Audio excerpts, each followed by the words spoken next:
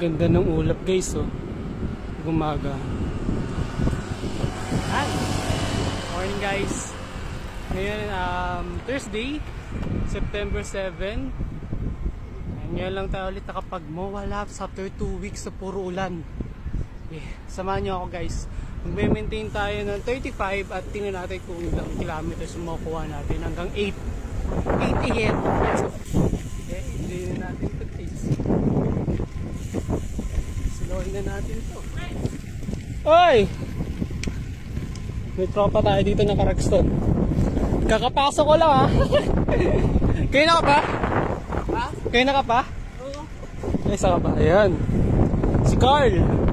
Naka-Rexton din yan. 7,000 no? 3,000. Pero naka 105. Kinargahan guys. Wala ma, ulugi ka doon. Ano yan eh? Nag-o-odax. Yes, shoutout sa mga nag-o-odax dyan ha. Napakalakas nyo. Nakadikit lang ako, punta kalas talaga. Pinagbigyan ka no? Pinagbigyan ka na mabilis. Pinagbigyan na mabilis guys. Yan. Muntik na sa muka. Charot. Hindi lang tayo ng mga ano 30. Charot. 30 lang guys. Para medyo mahaba yung ano natin. Laps. 7 o'clock. 7 a.m. na guys. May isang oras na lang tayo dito sa MOA. Grabe ba? Ayan, check natin yung stats. Takbo natin, mga nasa 23 lang. Disco po. Disco. Diba? Pag-disco guys sa MOA. Yan, check natin yung stats. 57.18 yung total kilometers na nabiyahe natin ngayon, tatakbo natin. Tapos average natin is 31, maximum 50. Yan guys. Grabe baka ingay ang hubs ah.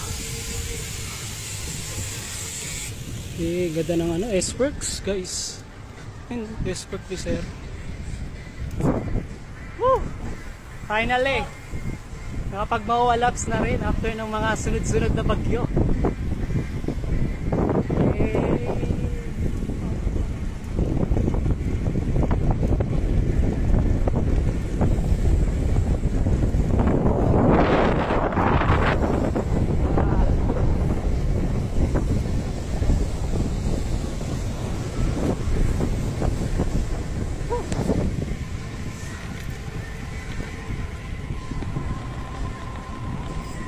Natin 20.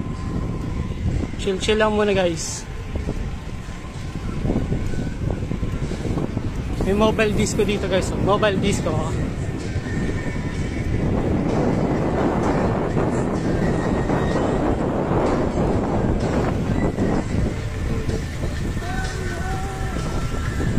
Pinarello F10.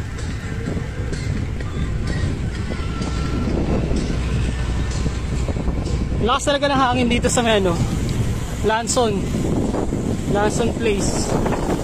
Grabe, sobrang lakas.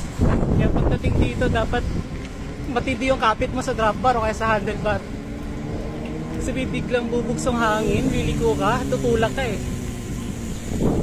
Yan, tara, kabaan pa natin guys. 70 kilometers 70 kilometers guys. At pagod na ako. Ang hirap. Sabi kapag 2 weeks na tuloy-tuloy kang nagpahinga sa bike, sobrang hirap na bumalik. Ang bilis ng hingalin. Hindi ka na makapag-maintain na medyo mataas sa pacing. Kanina nakapag-pacing lang tayo ng mga 30, 35. Yun lang kaya natin. Grabe ba? Ay nako. Pero salamat. Ganda ng panahon ngayon. Salamat sa Diyos. Check natin yung stats. Average natin 31. Yan o. Peloton ng Exodus. Mga naka-purple.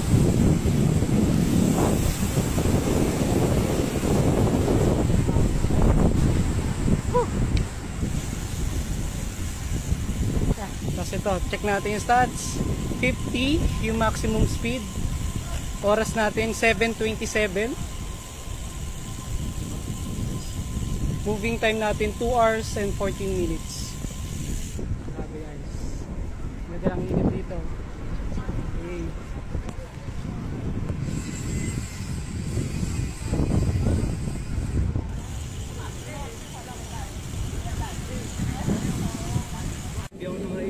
Yan guys, naka 72.12 total kilometers, tapos 2 hours and 20 minutes yung moving time. 5 ko pa agad yung akin, 0-0.